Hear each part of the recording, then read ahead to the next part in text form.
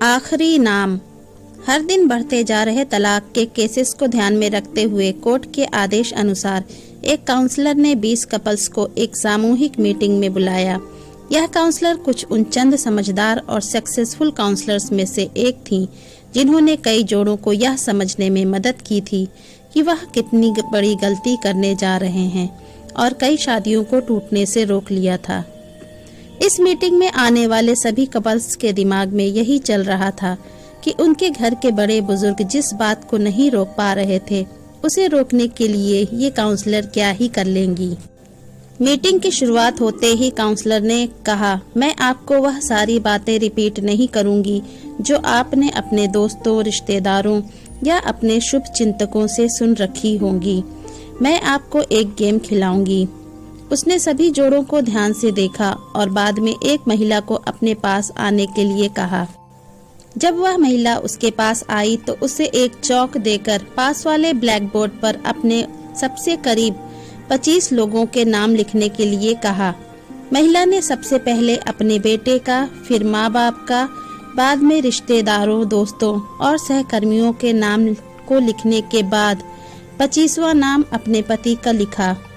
अपना नाम जब सबके बाद देखा तो उस महिला के पति को, जो खुद भी वहां हाजिर था, बहुत बुरा लगा। मन ही मन सोचने लगा कि अच्छा हुआ मैं इसे तलाक देने जा रहा हूँ, मेरा फैसला गलत नहीं है। काउंसलर ने महिला से कहा, अब आप उन 10 लोगों के नाम हटा दीजिए जिन्होंने आपको आपके जीवन में सबसे कम साथ दिया हो या कम साथ दे सकते हैं।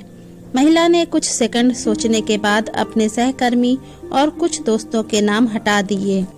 इस गेम को न केवल वो महिला खेल रही थी बल्कि इस मीटिंग में आए हर वह पति पत्नी भी मन ही मन खेल रहे थे, क्योंकि वह भी उसी परिस्थिति में थे जिस परिस्थिति में वह महिला थी। काउंसलर ने फिर से एक बार उस महिला को 10 और नाम मिटाने के लिए कहा। इस बार महिला काफी सोच में पड़ गई। 3-4 मिनट सोचने के बाद उसने अपने बाकी बचे दोस्त और रिश्तेदारों के नाम हटा दिए। अब केवल 5 नाम बच गए थे, जिसमें उसके माँ बाप और उसके 2 बच्चों के नाम के साथ उसके पति का नाम भी था। हर कोई यह देखकर हैरान था कि सबसे आखिर में अपने पति का नाम लिखने के बाद भी उस महिला ने दोनों बार जब 10-10 नामों को मिटाने के लिए कहा गया तो उसमें अपने पति के नाम को नहीं मिटाया। काउंसलर ने अब उस महिला की तरफ देखा और बोली, आपको 2 नाम और मिटाने होंगे। महिला अब दुविधा में थी।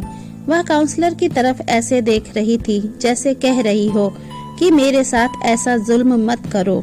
काफी समय लेने के बाद जब महिला ने 2 नाम मिटाए तो उसकी आंखों में आंसू थे, क्योंकि वो नाम उसके माता पिता के थे। मीटिंग में आए सभी लोग इस घटना को बड़े ध्यान से देख रहे थे।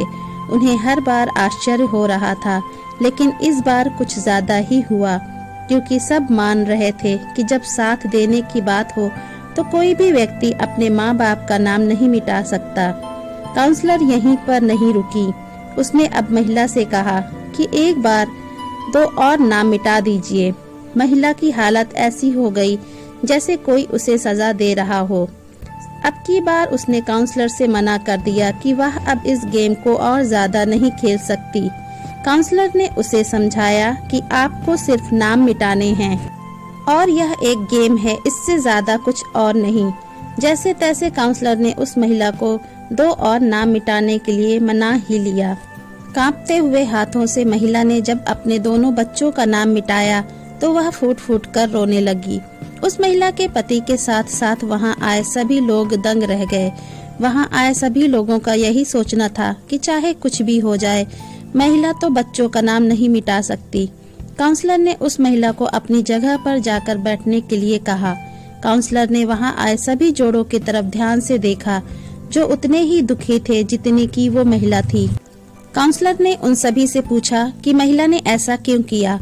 कोई भी उस सवाल का जवाब दे नहीं पा रहा था या देना नहीं चाहता था। अंत में काउंसलर ने उसी महिला को खड़ा होने के लिए कहा और उसी से ऐसा करने का कारण पूछा। महिला बोली, चाहे अभी मेरे और मेरे पति के बीच में कुछ प्रॉब्लम चल रही है, लेकिन जब साथ देने की बारी आती है तब वह हमेशा मेरे साथ खड़े रहते थे। मेरे माँ बाप बूढ़े हो चुके हैं और वह कितने दिन मेरे साथ रहेंगे मैं नहीं जानती। मेरे बच्चे बड़े होने के बाद हमेशा मेरे साथ रहेंगे इसकी भी कोई गारंटी नहीं। लेकिन हमारे बीच इतना कुछ होने के बाद भी मेरे पति ने मुझसे कहा है कि वह अलग होने के बाद भी जब भी जरूरत होगी तब मेरा साथ देंगे। महिला बोली, हम पता नहीं क्यों तलाक तक पहुंच गए। आज उस गेम को खेलते हुए मुझे रियलाइज हुआ कि हम दोनों के बीच ऐसी कोई बड़ी समस्या हुई ही नहीं है। वह तो बस हम दोनों गुस्से में थे और कोई भी झुकना नहीं चाहता था। इसलिए मैंने सबका नाम मिटा दिया, लेकिन अपने पति का नाम नहीं मिटाया। महिला की बातें सुन उसका पति भी खड़ा हो गया और अपनी पत्नी को गले से लगा लिया और बोला, मुझे माफ कर दो, मैं भी तुम्हें कभी तलाक देना नहीं चाहता था। जैसे मैंने तुम्हारा साथ दिया है वैसे ही तो तुमने भी मुझे जीवन के हर कदम पर सपोर्ट किया है। मैं तुमसे फिर से एक वादा करता हूँ कि मरते दम तक तुम्हारा साथ दूंगा। अगर मेरी ये कहानी आपको अच्छी लगी हो तो प्लीज मेरे चैनल को लाइक, सब्सक्राइब और कमेंट करके हमें जरूर बताइए। धन्यवाद।